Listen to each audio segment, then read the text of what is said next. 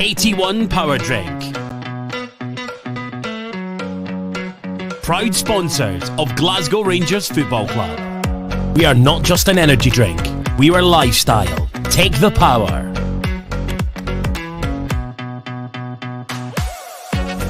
'81 Power Drink. Take the power.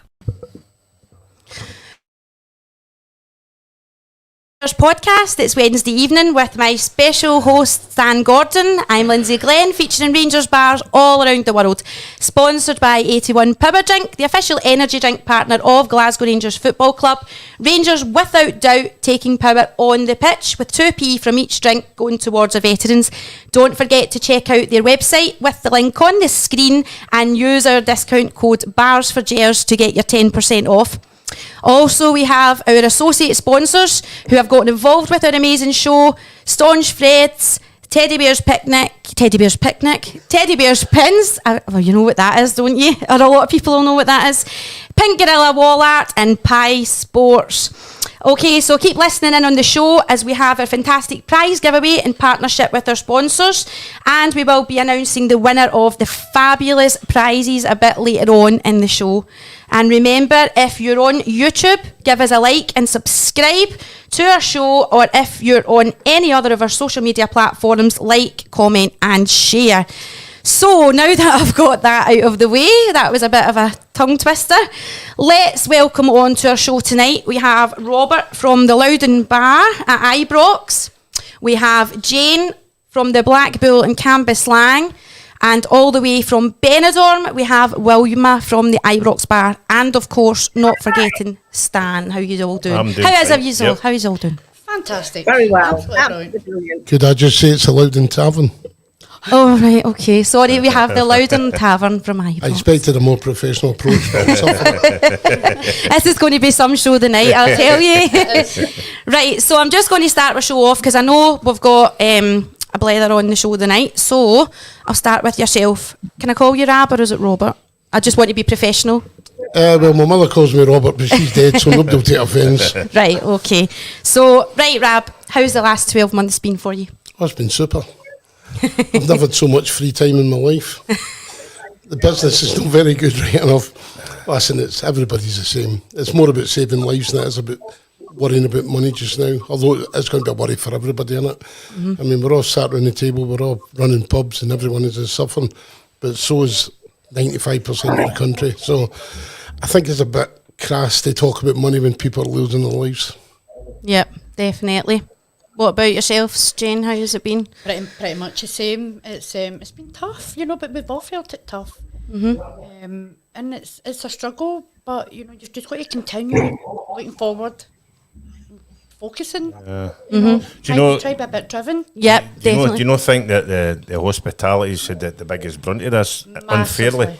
I definitely feel that SNP in particular in Scotland has just never helped any of us in the hospitality industry whatsoever. They seem to be putting barriers up for us, and I know what Rab's saying there, that we're saving lives and that's the main thing, that's what we want to do, but I just feel a lot of things could have been different for us going forward. I was talking to you before the show started there about my own personal things with the pub today. I mean, it's frozen today and frozen yesterday, and it wasn't great on Monday. And I'm sitting inside frozen. Their guys are not even sitting down in their seats because it's that cold. And I mean, are they no safer inside? I've got guys at 70-year-old with a big coat on and a hat, sitting having a couple of beers outside to get out. And I just don't think it's right, I think it could have been done different, Stan, but to be fair to them, when this happened, nobody knew it was going to come into it. Nobody knew. I think the British government have been really good with the financial help. Aye, we all know it's not enough, but it's still better than what we could have expected. And I think I will reserve my judgment on the politicians till it all comes out after this event. I think it'd be very easy to blame everybody. But at the end of the day, and on your point, I don't think the hospitality was the worst. I think the airline industry was the worst. Yeah. But we're in the hospitality. That's what we're talking about. But I think I feel sorry for everybody that's involved. The people's worked all their life, and all of a sudden they've lost businesses. They've nothing to do with them. They've just lost businesses. The people splitting up. There's young girls and young boys going missing because of mental health because of this. So when you take that into consideration, I feel a bit embarrassed about complaining about the pub. I You know, what I mean? I know, I understand that. And that, like, when you were saying about airlines and that there, Wilma, how's it been for yourself, obviously, being in Benidorm? It's been absolutely terrible because people are not allowed to come. The Ibrox Bar is a British bar for the British people, for the Rangers supporters, and they just can't come over. I mean, Brexit's been a big effect also because you have to be a resident to be able to come here now. I know we have been allowed to open longer than you have over there, but we haven't got any people. And the Spanish government has not been good like the British government have helped people. And the Spanish government has just been absolutely terrible to us. But we're still surviving and we keep going. As Robert says, people are losing their lives. We're all in the same boat. Some boats are sinking quicker than others. That's the problem. But we have to keep fighting on. And, the Ibrox Bar I've got 3 businesses to keep afloat, and it's been very, very difficult. And mental health, and, I see older men here. They're here on holiday. Well, they've been here for quite a long time, and they've got nobody. So, I bring them into the bar and look after them. But it's been a toll on everybody. Who thought this would have lasted as long as it did? When we were told to shut for 2 weeks, I thought they meant 2 weeks. Not a year later down the line, we're still in the same position. Yeah. Yep. I know. What I was going to... Sorry, I did have a wee question to ask you as well, because I know we have obviously just opened up since Monday. So one of the questions I had to ask is if you have had outdoor space, what's this been like for you from Monday? How have you been getting on? So, Stan, I know you've been open. I just touched on it earlier there. I opened on Monday, and what I've done is I put in for an occasional licence for outside, Lindsay. Mm-hmm. And I had a bit of hassle with the South Lanarkshire Council again to get it open, which I'm not happy about. I was talking about earlier, I'm taking it through the Labour Party. I'm not happy, and I think it was picked on a wee bit because we're a Rangers in a unionist pub, and I feel some of the emails I got off them, they weren't helping us anyway at all. So I've took it through the council. I've got a meeting with one of the Labour councillors tomorrow to speak about it because I'm not happy. But we opened there, and as I said, we touched on it earlier on there. And now I feel the weather's no right for us in Scotland. That's okay. The likes of Wilma in Spain and Benidorm and things like that, there's only places allowed for you outside. But we don't know one day, the next day, what our weather's going to be. We've got a big match coming up as one of our big games as an Old Firm. You know yourself, Robert, you're going to be outside with just special guests on Sunday. What if it rains? I'm closed. What if it rains and listen, you've got everything, all your bills are back to pay again when you open. I had 4 people standing outside today because the weather was that bad at the biggest peak I had when I was working. And if the weather's bad, you're not going to get people. And as I said before, I don't think it's working for us. We're quite fortunate. We've got enough covered area to cover the 220 people that will be allowed in. But I think the biggest problem is Sky then kicks in. So you've got this massive bill every month. I think in your case it's £1,180 or something. And you get 2 games. You'll get the Celtic game, then you get the Aberdeen game. And then that's us to right. August, yeah, the 31st of July if the fans are allowed in. So I think the pressure will mount on a lot of people. But as I say, we're fortunate. We've got a massive beer garden outside. I don't know if it's fortunate. We did spend a lot of money doing it over the years. But I feel sorry for the boys like yourself. You're trying everything you can. You've got no outside space. It's a joke. No, exactly. I mean, you shouldn't be eating that. You shouldn't be eating furlong. You should be eating thermal underwear for it. You know what I mean? It's that cold. No, definitely. And what you were saying there, I mean, even when we did open inside, came into the last lockdown there with social distancing and all that, and you could be sitting in the pub there and you're signing in and you're doing the right thing, getting your temperature took, and everybody knows everybody. Most people are all regulars. And they're sitting in there and they're social distancing, they're doing the right thing, but they can leave there and go to the chip shop, walk into the chip shop without a mask on, get a fish shop or say, I'll get a bottle of wine out the off licence and away down the road, I'll nip into Asda, get some out of Asda. And there's no track and trace for any of them.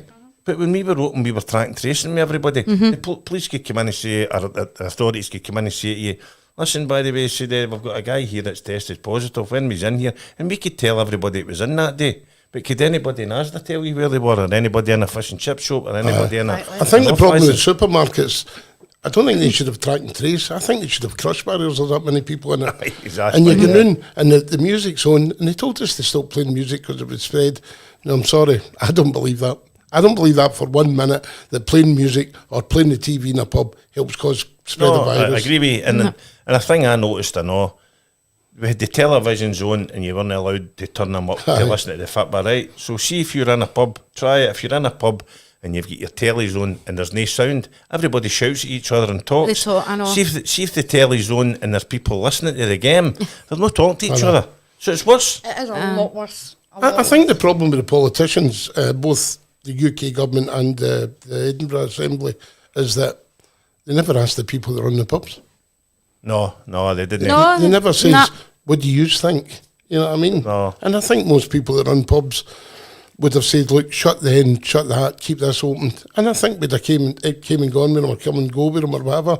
And I think it'd have been a better system. But the problem with government is their governments. Well, Steve, I don't know if you know Stephen Montgomery for Lockerbie. He's got a couple of hotels. Like, he's the kind of representative. I've seen the boy, aye. He's done well, that boy. He's originally from Northern Ireland. He's a cracking boy, and he said his horns tied. He's been arguing with the government about different restrictions for us because he's spacing his pub out and then trial runs and sending it to them, but they're not interested. I know. Nah. It must be difficult to make decisions that everybody's going to be pleased. I think the problem in Scotland is coming up in election. I think it's more about electioneering than it is about anything else now. No. Anyway, Lindsay, now that you've spoiled this, can we talk about something a wee bit happier? No, well, what I was going to say was now you're moving on to that, so for all your regulars coming back, I know, Stan, a lot of them haven't been able to get in with the weather and different things, but when they do come back, what restrictions have you got in place for them returning back into the pub? What do they need to know before they come back? Bring money. You'll need and bring your money. What we've got in place for opening in a few weeks' time is obviously track and trace as you get in the door, going to the toilet and getting round in a normal manner, coming out the toilet. I've not got a big pub, as you know, but we need to try and work it some way like a one-way system type thing. And if we can keep the doors open, which they're telling you today, to get plenty of ventilation in, don't go to the bar. It'll be table service. And if you're going to the toilet, wear your mask and take temperatures. Take that's very similar for yourself then, it is Jane? totally, you've been in our place, Dan, it was easy enough to adjust one door for entry, one door for exit, also an entry exit door to the beer garden. But I find it a bit difficult. Put your mask on, you're constantly multitasking. Trying to watch what everybody's doing and or who's sitting where. You really do need eyes in the back of your head. Is it the same for yous, Wilma? Would it be the same restrictions-wise? Or? No, it's not, thank goodness. We don't have to take the temperatures, but we can do it if we want. And we did it for a couple of weeks, but it just didn't work. But we have to make sure there is 1.5 meters between each table.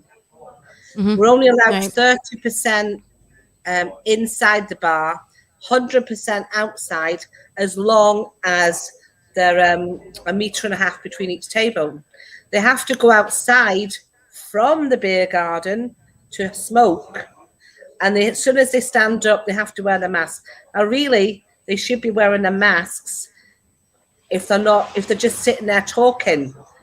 You should only take the mask off if they're eating or drinking. And we have to close it. Well, we have to close at 10 o'clock. And this is how ridiculous it is. We can close at 10 o'clock, but the curfew is 10 o'clock. People have to be home by 10 o'clock. So we're really supposed to stop serving them at 9 o'clock. But listen, I've been shut all this time and following everything. If they want a drink at 5 to 10, they can have one, as long as they're out the bar for 10. And because the Spanish government have been very, very strict, and because they're after fines, that's what they're after. So we just have to comply. But it's all about masks, timings, and measurements. Okay, dog. We do want everybody to stay safe, obviously, but some of the things are just a bit crazy. Absolutely. Definitely. Right. So, what's everyone got planned for Trophy Day? Robert, I'll come to you. Do you have anything planned for the pubs? Yeah, I'm going to put my phone off because I've no tickets left and I'm fed up answering the phone. That's what I'm going to do. Is it that bad, really? It's no bad. It's the exact opposite. But it's annoying when you've got boys that's came to your pub for years and years and you can't give them a space. It's embarrassing, to be actually honest with you. And you get people phoning you. I mean, a guy phoned me the other night. Messages on our pub Facebook, whatever it was.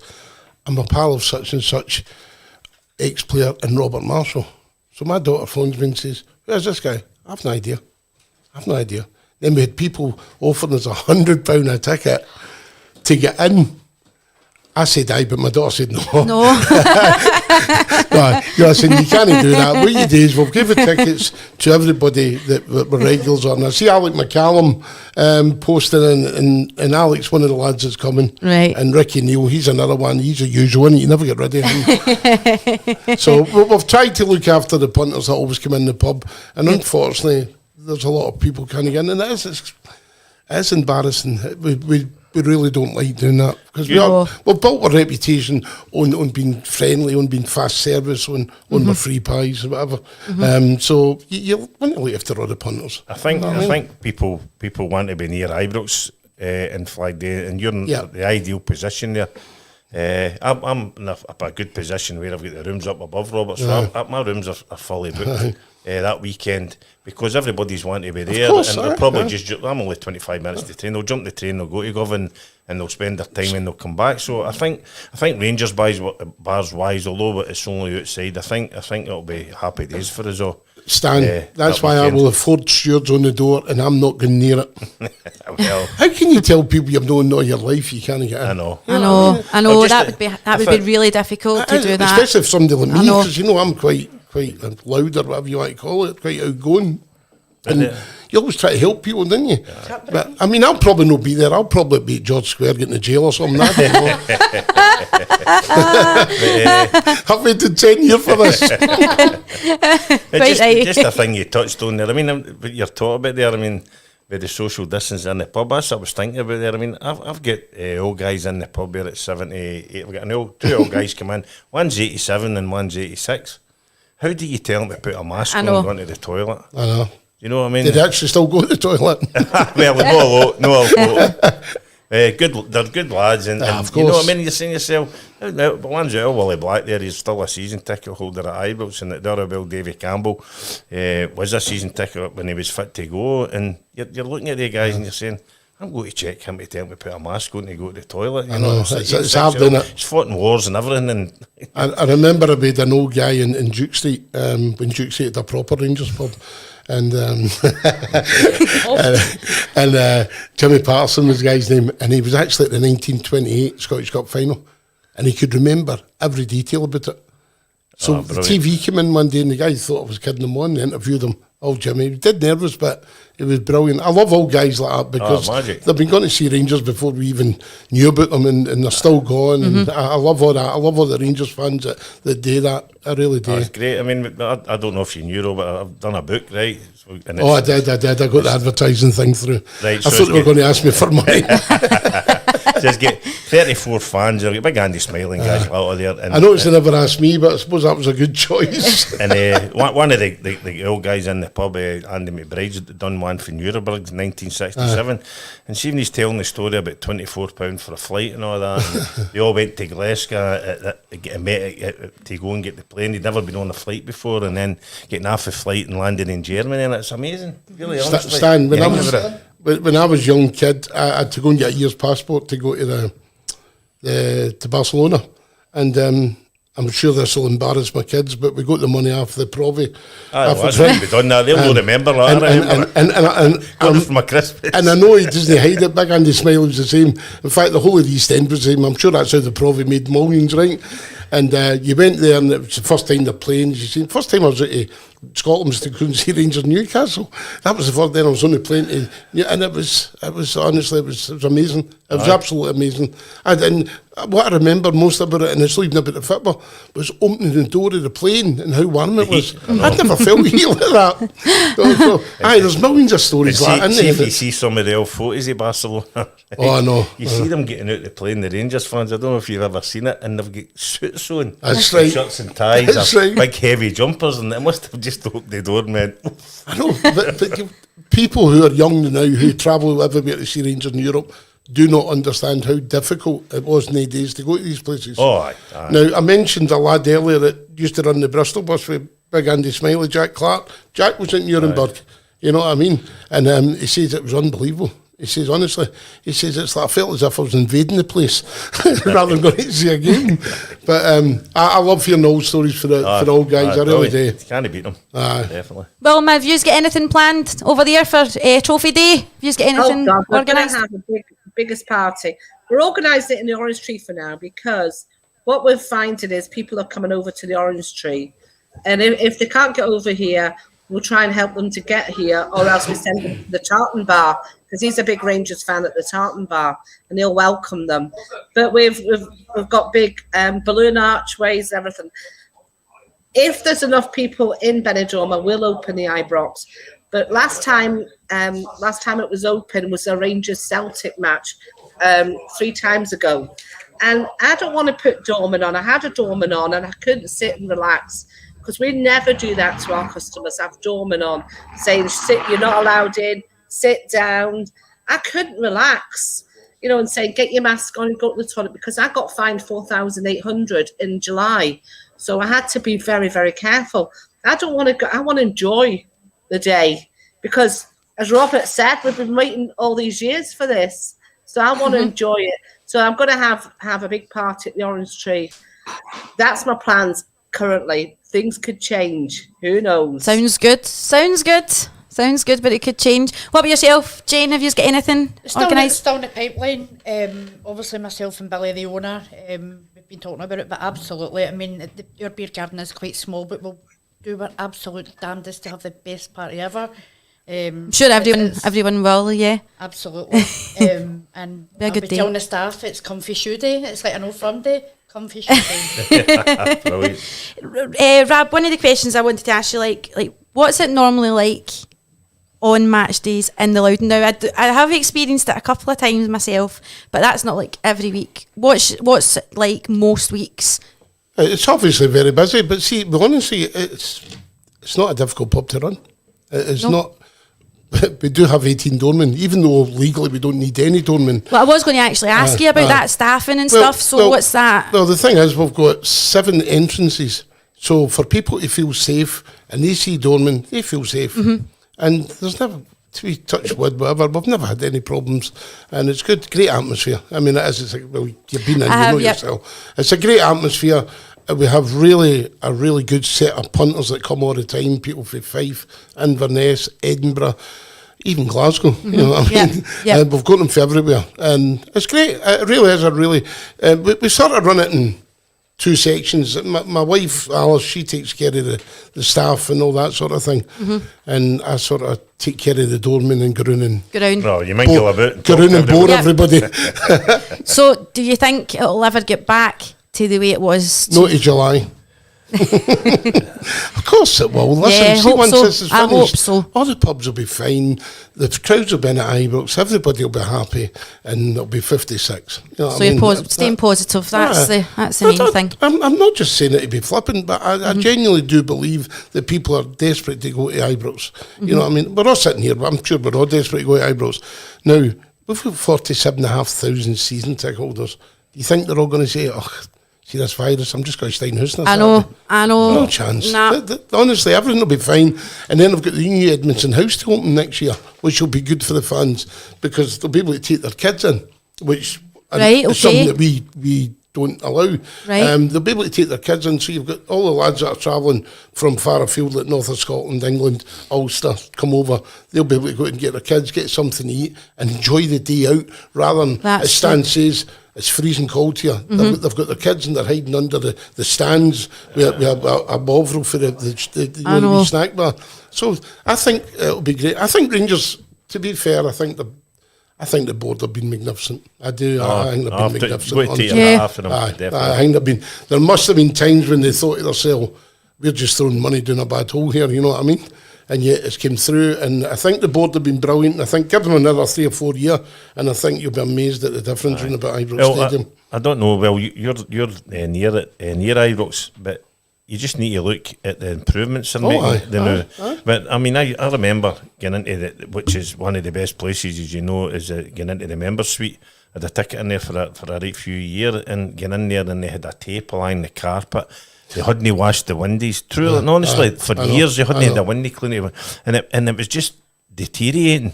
See, when you get in now, they've done up the Thornton suite, they've done up the member suite, they've got new chairs in, they've got new suites in, and see every time you can see them improving all the time, which they didn't have.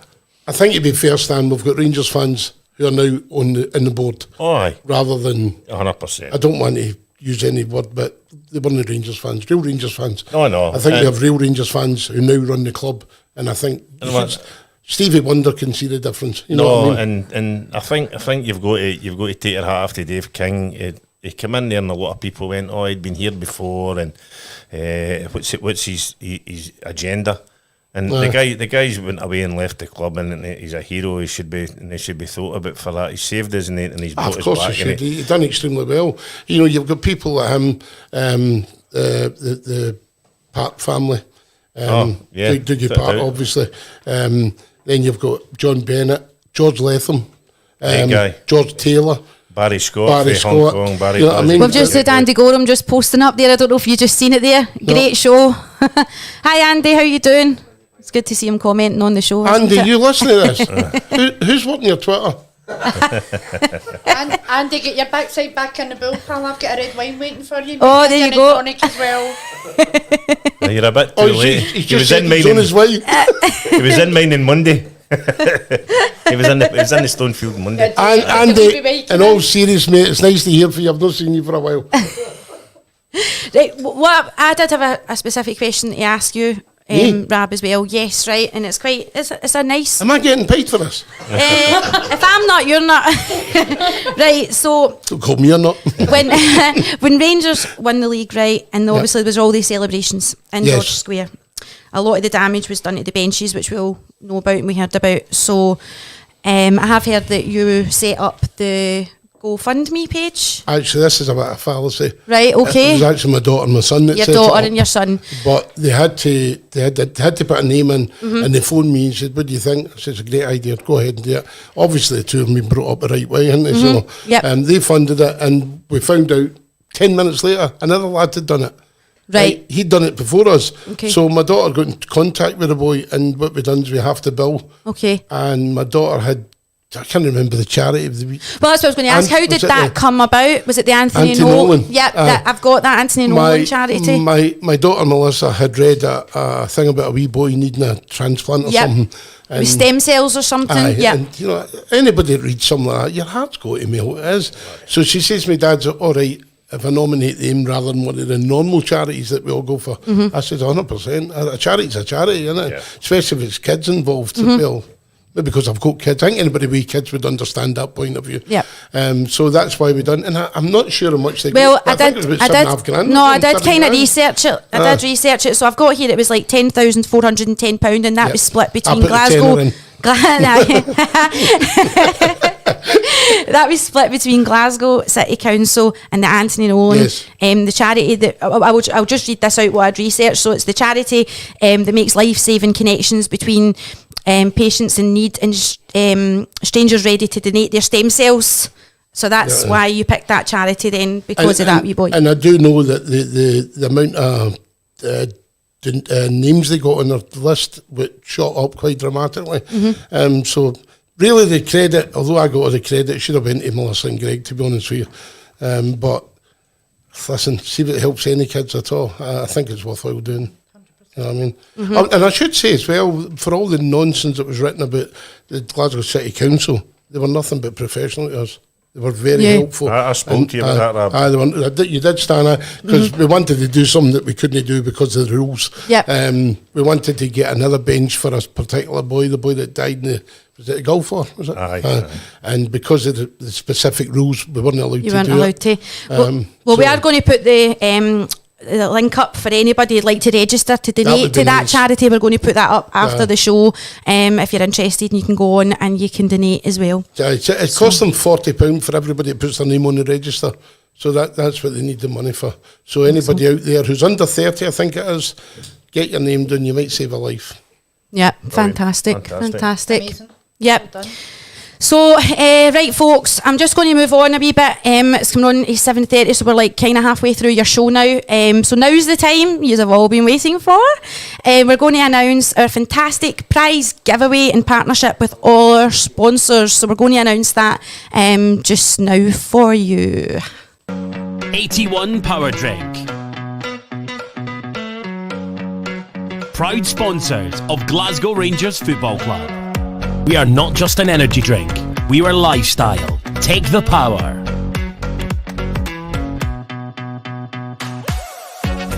'81 Power Drink. Take the power. Right, folks, so a random winner has been picked just by 81. So I've got a text message here through from Graeme at 81, who was on our show a couple of weeks ago. And he was just doing the draw. So the text that's come through is, the winner is Joanne Duncan. She is the winner of the prize. And I have to actually laugh out loud here because it's my wee sister. So there's no point in me even trying to hide that fact because everybody knows she's my wee sister. And I promise you it wasn't a fix because 81 picked it, not me. But I did give her a wee hint. I did say, look, if you've bought your drinks, tag them in the post, show them you're promoting them, let them see, you know, their products getting shown about on social media. And that's exactly what she done. And I know that 81 did comment on her Facebook page saying you had to have a nice weekend and everything. You Lindsay's. So if anybody, they don't know that, so if anybody wants to go on and check her Facebook, you're more than welcome. But Joanne, well done, hen. I'm glad you've won it. I'm glad you've won it. So. And Your Honour, that is the case for the defence.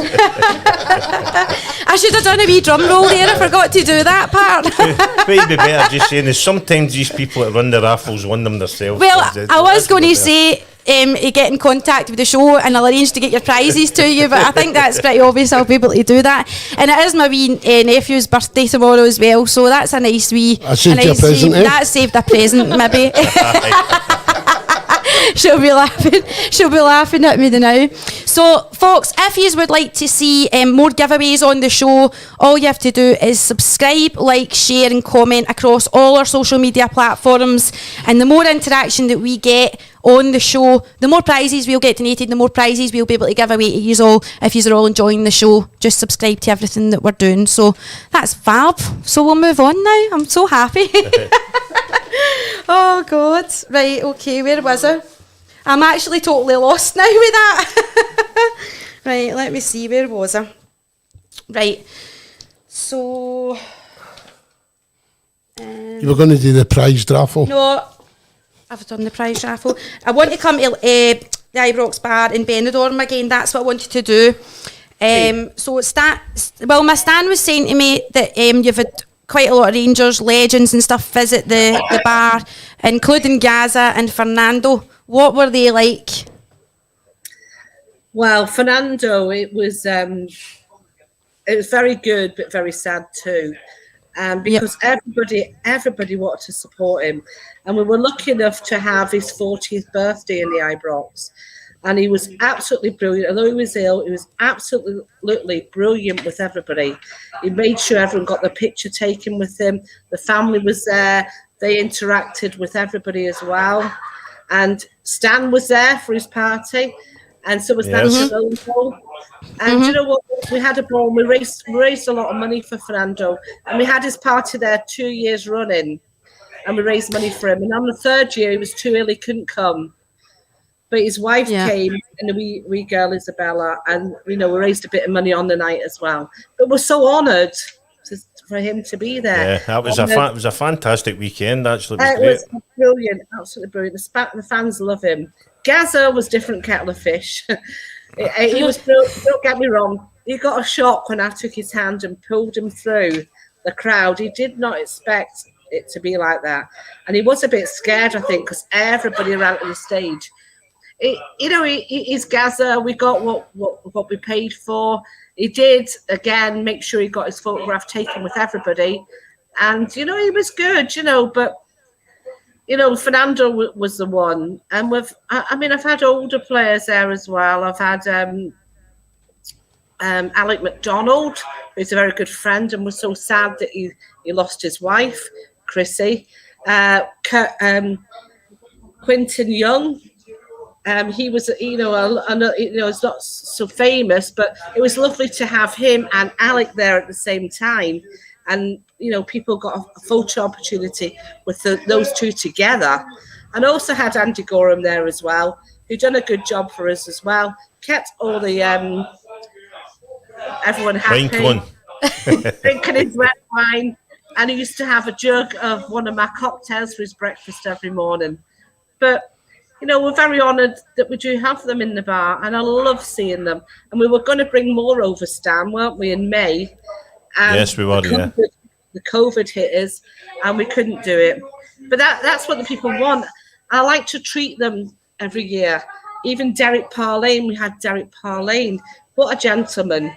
What a good-looking man for his age as well. Don't tell him that, Wilma. Jeez, don't tell him that. But, the people absolutely loved him. And, we're just so honoured that they will come to our bar and, treat the players, the customers, and they don't come over as gods. They want to entertain, and they're very happy to get the pictures taken. And let's hope we can carry on with that. I know. Well, just while you were on Fernando's 40th birthday there, I was actually myself that was asked to come along to sing at that birthday party that night. It was Vincent de Vries that had asked me if I could do the booking. And he phoned me to ask me if I could do it, but I couldn't because I had a booking in Irvine that I've done for the last 5 years in the Crown in Irvine, so I would never let them down, So he was really disappointed, to be fair, because he did actually ask for me himself, so that was quite an honour. I was really honoured with that. Fernando.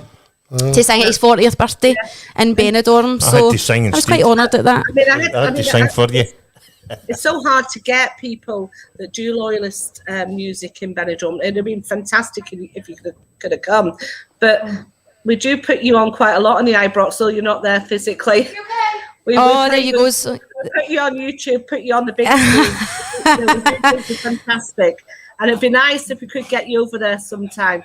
But maybe sometime. There anyway, but we couldn't do the loyalists. Thank God Stan was there. The Rangers. Wilma, Rangers. You're saying about Derek Parlane, he's a very good-looking man for his age, and I know that for a fact because he told me. Yeah. Well, to be fair, just a wee bite. we were. He loves himself. He does. He's a great lad, but honestly, we were actually the first one to do.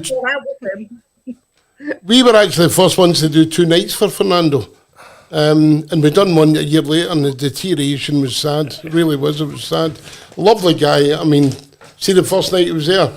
I think it's fair to say he was a bit of a screwball. You know what I mean? I think he had lived his whole life like that. But he was such a nice, pleasant, well-mannered person, which surprised me considering the reputation that he had. Mm-hmm. So he was absolutely Jane, humble. Oh, sorry.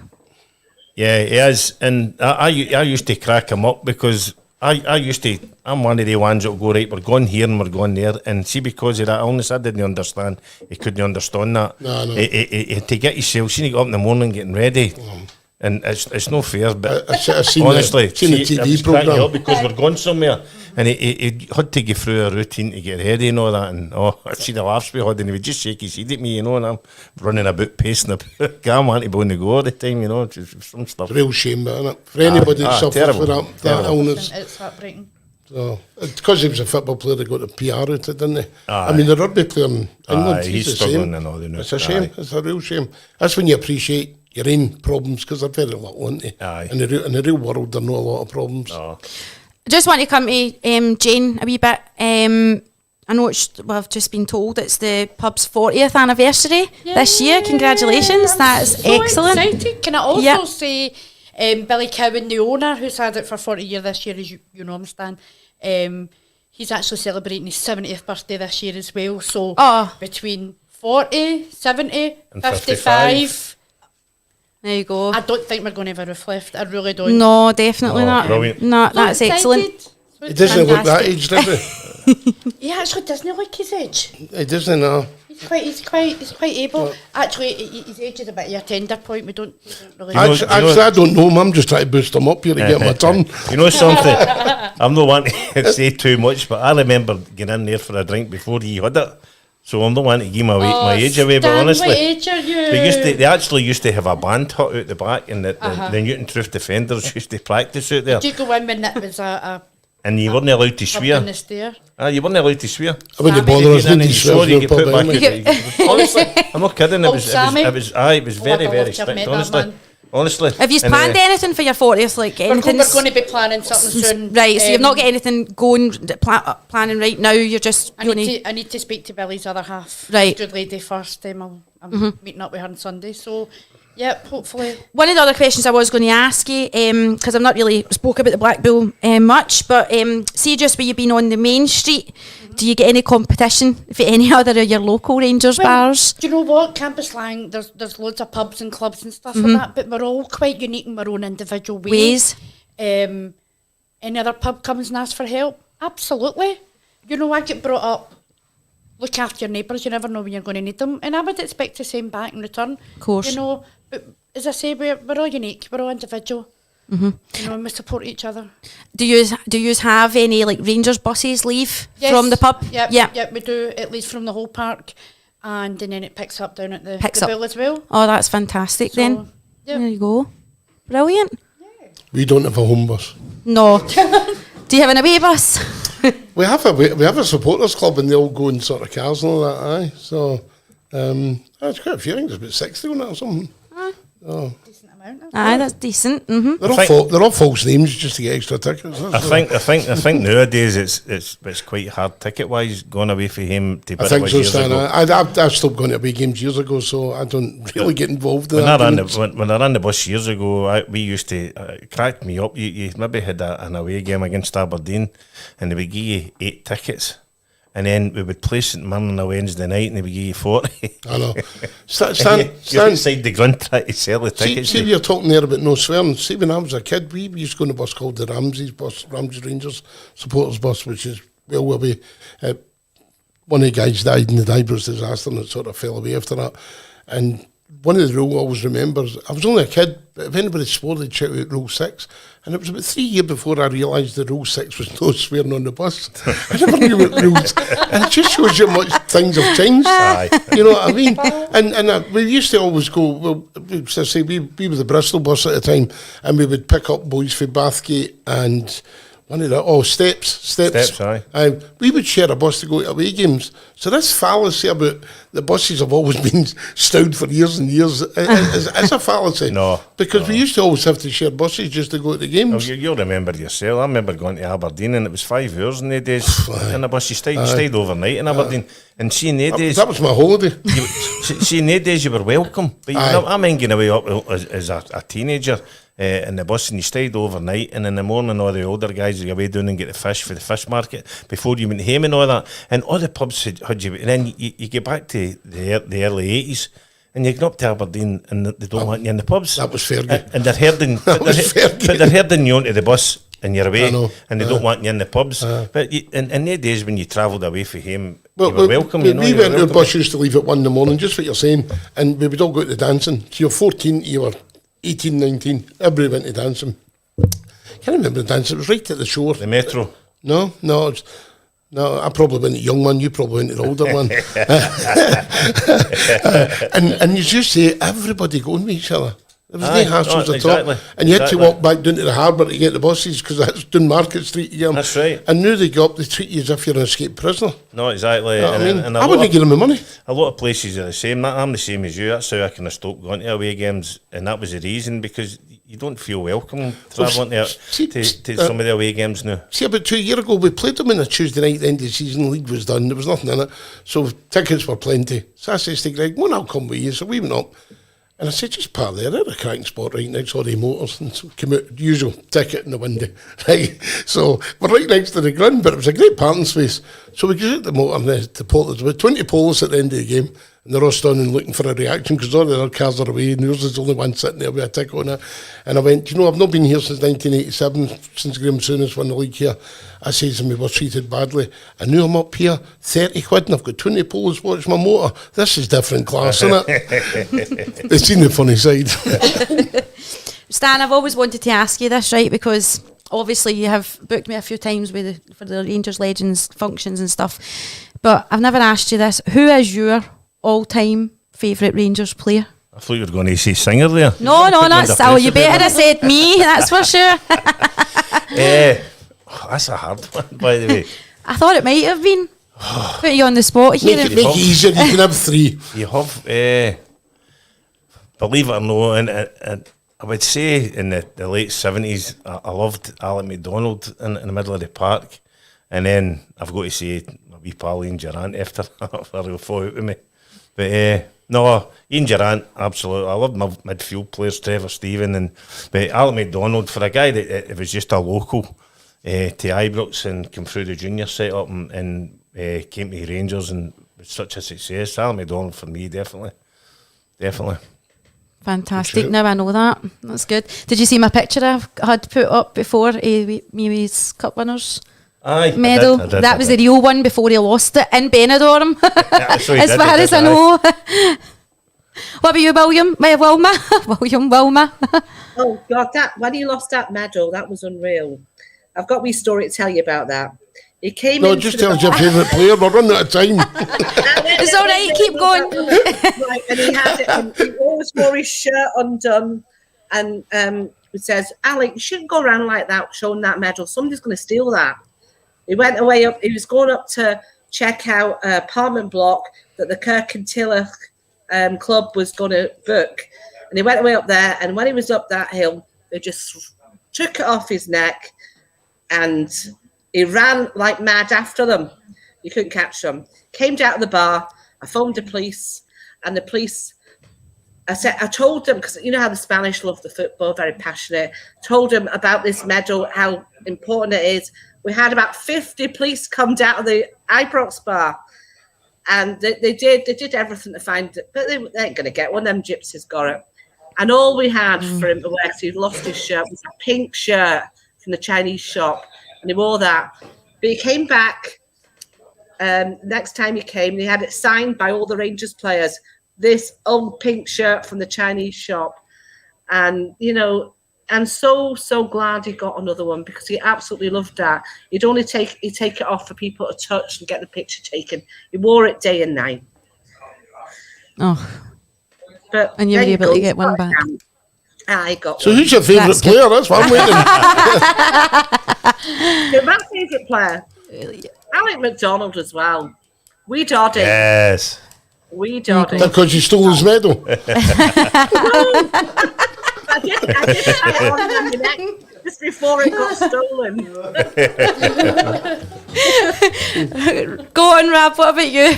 Well, my son's called Greg, so Derek Johnson. John Greg all day long.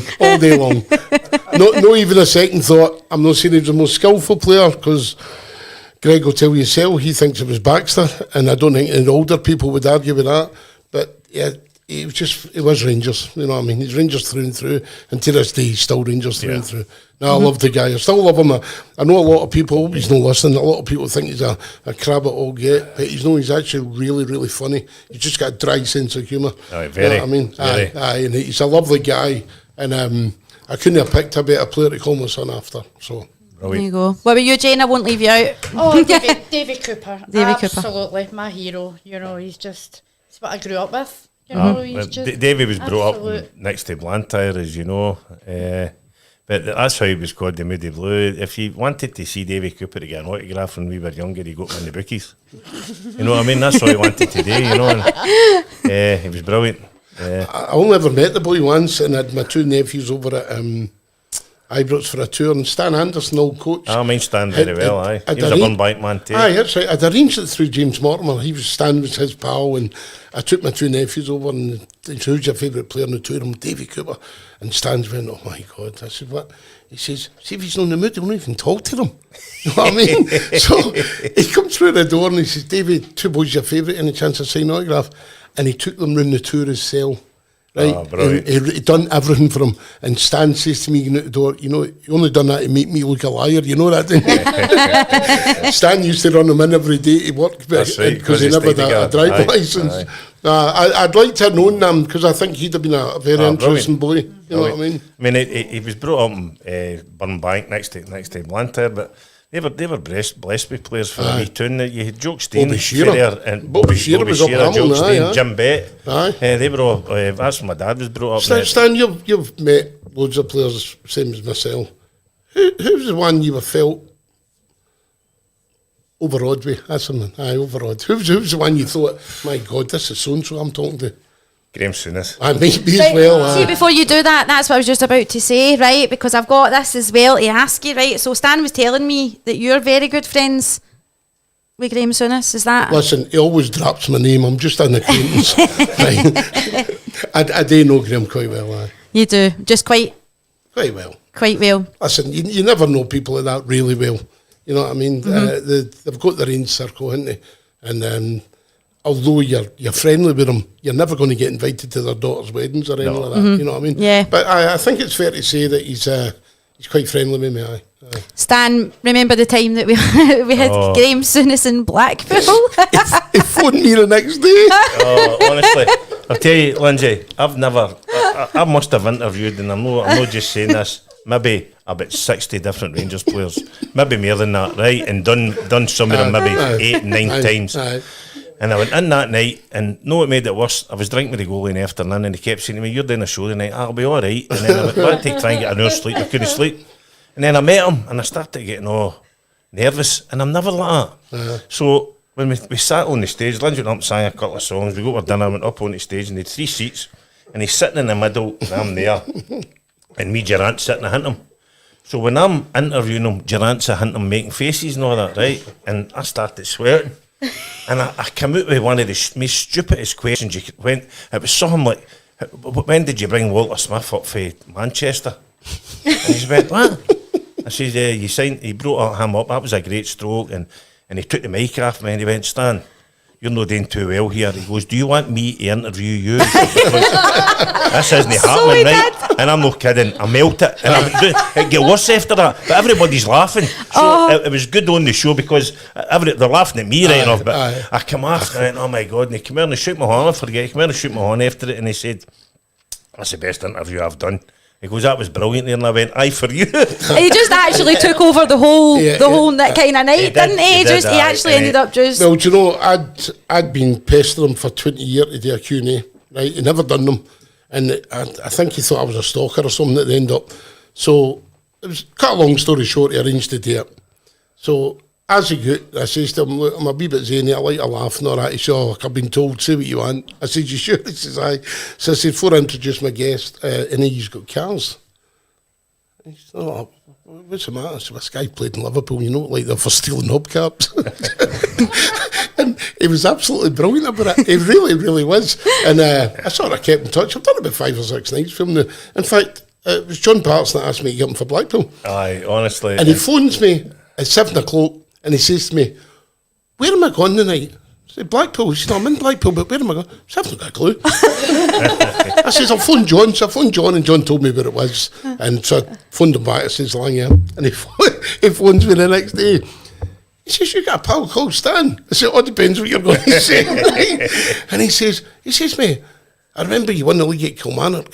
And he said, and I said, no, I won at Pittodrie the first time. No, it was at Kilmarnock. I was there. He says, honestly, and I says, was he steaming? He says, aye. That's right. And honestly, it wasn't even the fact I had a drink, because I'd stopped drinking a couple of hours. I just was that there. And Durant wasn't helping me. Durant, we were sitting getting our dinner, and Durant saying to him, what did you knock me out that day at training for? And he's like, you nutmegged me, what you want me to do? And I'm going, oh my God, here. I said to it, and he loves Durant, doesn't he? Oh, he does. He absolutely loves Durant. She even talking to Durant after we were staying in the hotel after it, and we had a couple of beers, and obviously Souness was there, and we had a blether and that, and the two of them got on great. But see, a lot of Rangers fans, they think because of the hassle they all had with Souness when they were boys at Rangers, that they don't go on. And Derek Ferguson's the same, and Coysty's the same. They all love him. They love him. And I think Souness was just trying to teach them a day what he done. He was trying to get them to eat right, and he was trying to. I mean, Coysty telling us the story at Tynecastle. They beat 1-0 at half time, and they've come into the dressing room, and they're all sitting, and they've opened all their cans of juice, and their cartons of with water and juice and that, and they're all sitting with all their cups. So they're drinking away, and as soon as boots the door open, he's a rubbish. This isn't happening, and he's bawling and he's shouting and all that. And he gets a hold of the cups, and he's going, Spankman, you tuck in. Walters, you stay out wide. Coysty, you come in for the ball, and he's moving the cups about. And Coysty went, is this a cup game? And he went, see you're not even playing the second half. I'll strangle you.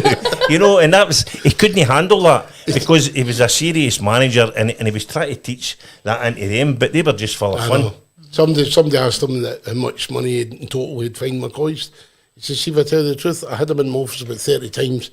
And every time was the same. He told a story, and before it finished, I was buckled. Aye, just told me. He said, I never ever find him a penny, not a penny. But you know, we like yourselves, Stan. We've had great, you know, Souness, John Gregg. I feel as if I've got to bow when I say John Gregg. Walter Smith, Alan McLeish, Davy Weir, the Dutch boys. They're all fantastic boys. They really are. They're so nice. They're took to the club. They're all great. And for people listening, this isn't a name dropping thing.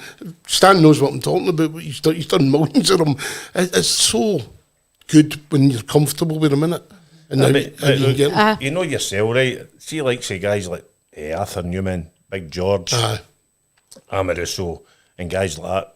See, when you talk to them, they can't understand how that I'll phone them up and say, come here and do a gig in Glasgow, and there's 400 still there. I know. Arthur Newman says, I can walk down the street. I'm a Holland international football player. And I walk down the street and nobody says hello to me. Hello. He says, because see, once you leave a club in Holland, you forgot. You forgot. Mm-hmm. I mean, he once says to me, if they'd sell in 2 Holland superstars, they couldn't sell 10 tickets for a pub. That's right. You know what I mean? We find that amazing, didn't when I took the Rangers legends out to play in Hong Kong, you had Man United's there and Chelsea's there, Ajax, who had an absolutely fantastic team. And you're in the dressing room saying, right, let's get all ready for this game. And you walk down the tunnel and you can see Michael Moles and Arthur Newman and that, and the Dutch boys. And they're playing that. We played Ajax in the final, and it was all Rangers fans singing. I know, and they're like, what's happening here? We're in Hong Kong, and there's 2,000 Rangers fans here. You're in Hong Kong. It's just, and I think that's how they took as much to the club, Robert. You know, because Newman absolutely. So does Alberts. But what I would say, I'd like to say before we run out of time, I think the Rangers fans have been absolutely astonishing. See, since 2012. 100%. It's been absolutely astonishing. I mean, Ricky's sitting out there and he'll tell you we went through a torrid time for a section of the Rangers fans when we done Rangers first. But we done it for the right reasons, and people eventually realised that we weren't the enemy within. We were just trying to help the whole support. But the Rangers support have been unbelievable. Brilliant. 40 and 50,000 in the fourth league of Scottish football. You need to be insane to go and I should say I was at every game, but in the home games. I'm the same myself. You're just a fan. You can't turn it off. And, you know, and as I said earlier, the directors have come in and we've eventually got the right directors. And I hope that the fans, in fact, I don't need to say I hope, I know the fans will all give them their full backing. And see, for somebody like myself, who's totally, my whole business is focused on Rangers fans.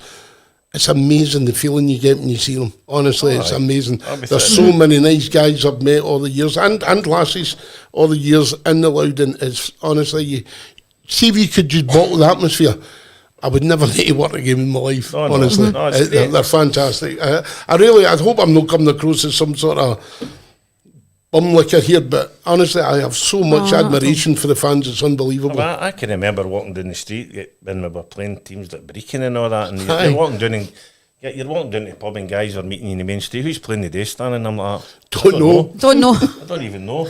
And I can remember Sandy Jardine telling us, I think it was the first or the second game at Ibrox, and it was somebody like Brecon. It was a wee, one of the They were all wee teams. the bottom division teams, and the directors phoned them, and they were like, no, they phoned the directors of the club, and they said, listen, by the way, said, you've only took 4 tickets for the directors' box. And the boy went, aye. He says, you no need more than that. He went, how many we allowed? He went, well, you can take up to 20. Oh, well, he's 20. They just didn't know. Aye. You know, and a lot of the teams did say how well Rangers had treated them. they were great to All them. the way through. They So were that was they were good. great to them. Aye. And it must have been some experience for the wee clubs with Rangers coming there. I know it was hard work for us going and but it must have been absolutely brilliant. I remember moving in just before we got cheated and put down the leagues, and we were cheated and put down the leagues. The guy behind us, he talked about racing and everything during the football. He used to get right on my nerves, so he did. And he says, well, he's coming next year. Of course we're coming. Oh, I'm not paying money to see Peterhead. I'm not paying money to see Peterhead. I'm paying money to see Rangers. So I couldn't care if they're playing Shuttles and Juniors. I'm the same as And you, I think, Robert, and I think I was very seldom. I was not alone. There was 40-odd thousand of us. You know what I mean? And I think nobody will ever be able to repeat this story in football. Nobody. No. You know what I mean? And I think if you look at the way the media reacted to us in the divisions, even down south, on Sky Sports and things like that, talking, how's this club bringing? And I think it brought us up because people were looking, they're saying, they've got 47,000 people against Albion Rovers. Do you know the one that sticks in my mind? Selling out Hampden to play Queen's Park. Yeah, aye. And a cup game, I know. Well, these other teams can't sell out a cup final. No. Right, guys, listen, right, so it's coming up to Bank Holiday weekend. Oh, you taking us away? Yes. Big game ahead. What are you thinking? We've done 55, and I got asked on here the last time I was on when we played Celtic, said it's a hard game, blah blah blah. But I think we've got the wee kind of closer them now. I think we'll win. You think we'll win? Aye, I think now they're looking at us saying we can't beat them. Give us a score. 2-0 Rangers. Rab. I don't think Celtic's a very good team. I think we're a very good team, not playing too well, but so I think if we play well, I think we could put 4 or 5 by them, and I'm not kidding. But I'll settle for one. An own goal in the last minute, that would do me. Yep. But I think the players, after going out the cup the way they did, will be looking for a sort of get the fans back on side. Jane? So, 3-1. 3-1. And Wilma? I think we're looking to give them a bloody nose. I think maybe 4-0. Let's Oh, well done, Wilma. Stay positive. I said 3-1 the last game, but I think I'll go are with... you right? No. So what are you bringing up for? I think I'll go with 2-1 this time. I don't think It's the same. McGregor's going to be too happy with you. 2-1, I think. That's it. Right, folks. I think we're past the 8 o'clock mark now. That's his fault. I didn't say that, Rab. That wasn't me that said that. I didn't think it was a fault. Right, folks. Thanks very much. Lindsay, Oh, can I right, just Stan, on you say go. a wee thing before we finish. Yep, Stan. I'm looking at some of the things come out. That was a nice comment with Gorham saying I'm saying Gorham, the goalie saying there that it was a brilliant night in Blackpool. It's good to see guys like that on the show, but I'm looking up here and we're all looking at different things here, and there are a couple of bad comments. I can't see it. a couple of bad comments come up here for different bar sites. And see, honestly, we're all Rangers pubs. That's it. We're all here to help each other. See, if you want us to go into your show, we're going to your show. Because we're all Rangers fans and we've got bars. There shouldn't be any jealousy or any bad comments coming onto the show. No, no. Because I we'll can support never any show. understand that. Honestly, I really We'll don't. support any show that's coming up. And there's no malice with anybody that's Nah. here. We want to promote bars here for Rangers fans, and that's what we want to do, and we want to keep it that way. So if you've got any comments and you don't like the show, don't watch it. This is for Bars for Rangers, and that's what we're doing. I always say to people as well, if they have a complaint about being in the pub, You know, nobody forced you to come in. Exactly. So, I mean, Yeah. on a personal point of view for me, if I'm got a podcast and I'm not happy, it's been on or I don't like the people that's on it, I don't go on it. But I you don't know, go on and make a that's bad the first comment. podcast I've ever done. I've quite enjoyed it. It's good. It'd be Robert. better if we had a professional running it, but I mean, it's been pretty good. Oh, you wait till these cameras go I off. know, but the whole point is, if a professional was running it, their sister wouldn't have won the prize. Oh, she would have. Right, that's it. We're getting Graeme on the show in 2 weeks. Listen, I've got a screenshot. I can prove it, and it's going right up. It's going right on my Facebook. So it is after this show. So it is. Oh, brilliant. Are you Right, related to Boris Johnson by any chance? right. I'm finishing. That's us, folks. Thanks for joining us here tonight in your Bars for Gers podcast. It's been a pleasure once again. Just to announce, due to Rangers playing Livingston on Wednesday, the 12th of May, will not be on. However, do tune in again on Tuesday the 11th of May, where we will have guests from the Gallant Pioneer in Blackpool, which, by the way, I can't wait to see and hear all about the renovation work they've been doing there. I know the guys have been working really hard. We've also got London Rangers Supporters Club coming on the show, and we've got a few other guests as well, because it's a special occasion. Yeah, I think we've show. got the Bluebell Bar in Tenerife As well. Yeah. There we go. So if you've enjoyed the show tonight, guys, you can get involved by subscribing to our YouTube channel, liking our Twitter and our Facebook page from the description and the link, just to be kept up to date with all that's coming soon. And keep your eyes peeled as well on Saturday for another big announcement that we've got planned. So big eyes, big announcement. Here we go. Also remember to take advantage of your 81 power drink, getting 10% off using your discount code BARS4GERS. So thanks very much to Wilma, Rab, Jane Thank you. and Stan for joining us here tonight on the show. From myself and Stan at Bars for Gers, good night. 81 Power Drink. Proud sponsors of Glasgow Rangers Football Club. We are not just an energy drink, we are lifestyle. Take the power.